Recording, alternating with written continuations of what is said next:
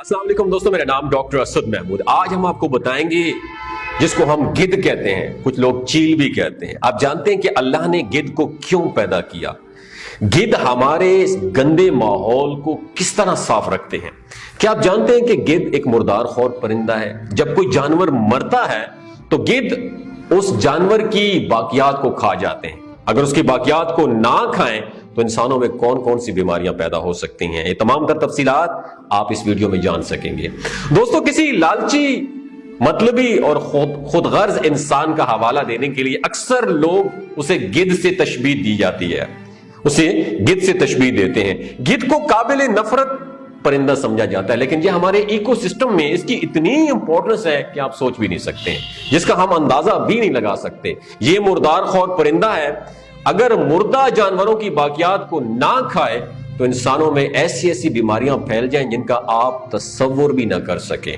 गिद्ध एक मुर्दार खौर परिंदा है, लेकिन ये अलग किस्म का मुर्दार खौर है। जब कोई जानवर मरता है तो बहुत से मुर्दार खौर जानवर उसको खाने के लिए निकल पड़ते हैं, लेकिन गिद्ध एक ऐसा शिकारी है जो कि जानवर के मरने के बाद उसकी जिस्म की बाकियात के गलने सड़ने का इंतजार करता है। जब जानवर की डीकंपोजिशन शुरू हो जाती है तो उस वक्त गिद्ध आ जाते हैं और बाकियात को साफ कर देते हैं। दुनिया में इस वक्त गिद्ध की 23 टाइप्स मौजूद हैं, जिनमें से 16 यूरोप और एशिया, जबकि 7 अकसाम शुमाली और जनूबी अमेरिका में मिलती हैं। ये एक बड़े साइज का परिंदा है जिसके परों का फैलाव कई फुट तक हो सकता है। दूसरे परिंदों का पूरा जिस्म बालों से ढका हुआ होता है, लेकिन गिद्ध के मामले में ऐसा नहीं होता। इसकी गर्दन और सर के ऊपर बाल नहीं होते, जिसकी वजह इंतहाई दिलचस्प है।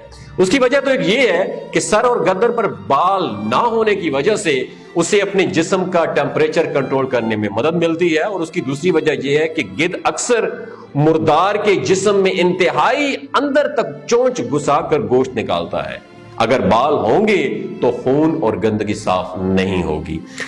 गिद्ध वो वाहिद जानवर है जो बाज़ औक़ात खुद भी शिकार कर लेता है। अफ्रीका के बहुत सारे इलाकों में गिद्ध बड़े शिकारी जानवरों जैसे कि शेर, चीता और गिद्धों का पीछा करते रहते हैं। जैसे ही ये शिकार को मार लेते हैं तो गिद्ध भी वहां पर पहुंच जाते हैं। बाज़ औक़ात ये बड़े जानवरों का किया गया शिकार चोरी भी कर लेते हैं। गिद्ध हमारे इकोसिस्टम का एक बहुत बड़ा हिस्सा है और इंसानों को बहुत सी बीमारियों से भी बचा लेते हैं। इनके मैदे का तेजाब बहुत ताकतवर होता है जो इंतहाई मोहलिक बीमारियों के जरासीम का भी खात्मा कर देता है। ये आमतौर पर हैजे और इंथ्रासिस जैसी बीमारियों के फैलाव को भी रोकते हैं।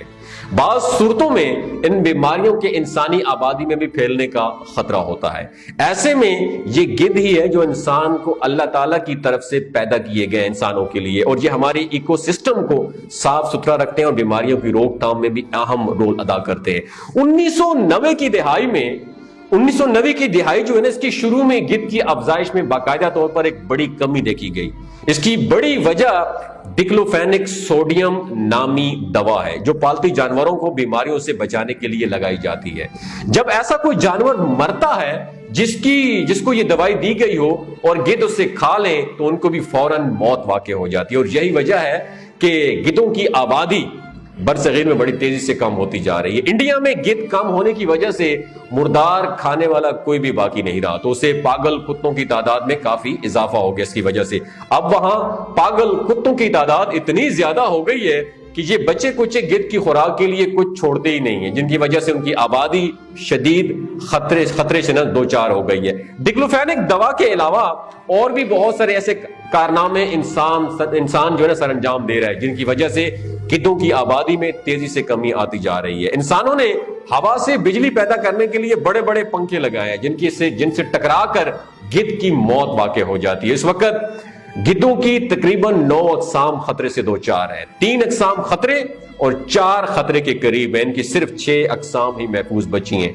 20 जून 2019 को गिद्ध की 537 लाशें मिली थी। जब तहकीक की गई तो पता चला कि इन तमाम परिंदों ने 3 हाथियों की बाकियात को खाया था। इन 3 हाथियों को शिकारियों ने जहर देकर हलाक किया था। जब गिद्धों ने इन हाथियों की बाकियात को खाना शुरू किया तो मौके पर इनकी मौत वाक़ई हो गई। अगर गिद्धों की आबादी को बचाने के लिए इकदाम ना किए गए तो जगह जगह मुर्दार जानवरों के ढेर लग जाएंगे। उनकी वजह से कई ऐसी وبائیں پھوٹ سکتی ہیں جن کا ہمارے پاس کوئی علاج ممکن نہیں ہے۔ اگر یہ ویڈیو آپ کو اچھی لگی ہو دوسروں کے ساتھ ضرور شیئر کیجیے۔ اللہ نے کسی بھی انسان کو، کسی بھی جانور اور کسی بھی چیز کو بے مقصد پیدا نہیں کیا۔ اپنا اور اپنے ساتھ رشتوں کا خیال رکھیے۔ بہت شکریہ۔